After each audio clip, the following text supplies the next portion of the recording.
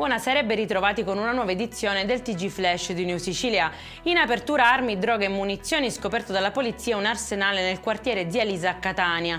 Il controllo degli agenti ha portato al sequestro di 4 armi da fuoco, 675 munizioni e 25 grammi di cocaina grazie anche al fiuto infallibile dei cani poliziotto. Maxi sequestro di beni per 270.000 euro a padre e figlio di Erice. Entrambi sono pregiudicati con numerosi precedenti penali per spaccio di droga. Il padre infatti era diventato un punto di riferimento nel trapanese, fungendo da anello di congiunzione con gruppi criminali del capoluogo.